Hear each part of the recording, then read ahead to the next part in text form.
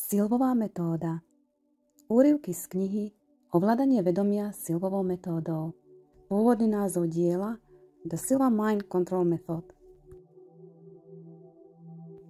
Pokračovanie 3. kapitoly Ako meditovať cez deň.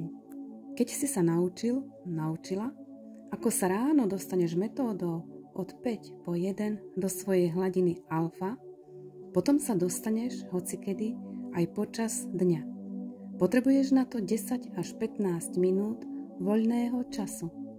Keďže sa cez deň ponoríš do svojej hladiny alfa zo stavu beta a nie z okraja alfa, potrebuješ na to odlišné cvičenie. Sadni si na pohodlnú stoličku alebo posteľ tak, aby ti chodidlá pevne prilíhali k podlahe. Ruky si daj do lona a drž ich uvoľnene.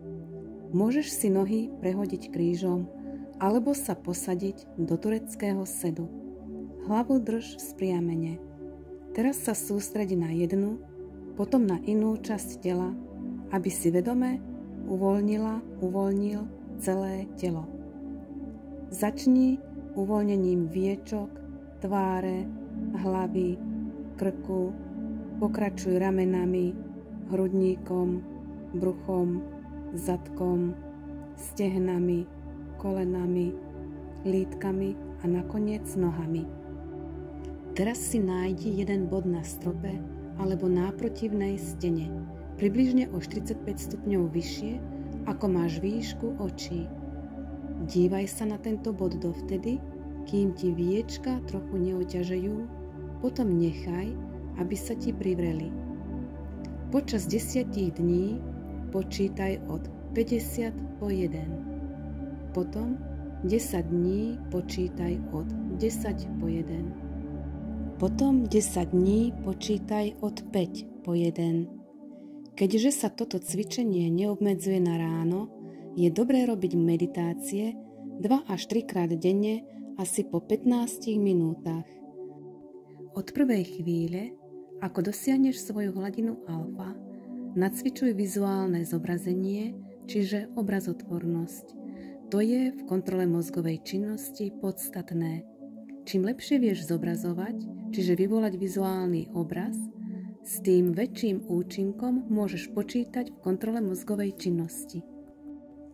Ako prvý krok k vizuálnemu zobrazeniu si musíš vytvoriť pomôcku, a to je veľké zrkadlo alebo obrazovka v našej predstavivosti, ako plátno v kine alebo televízor.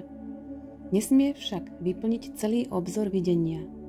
Predstav si ju približne asi na 2 metre pred sebou. Keď sa budeš koncentrovať na čokoľvek, premietni si to na túto obrazovku alebo veľké zrkadlo.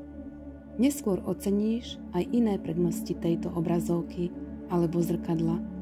Na obrazovku si premietni nejakú obyčajnú vec, napríklad jablko. Vždy, keď sa ponoríš do hladiny alfa, ostane len pri jednom obraze. Potom si môžeš zvoliť iný predmet.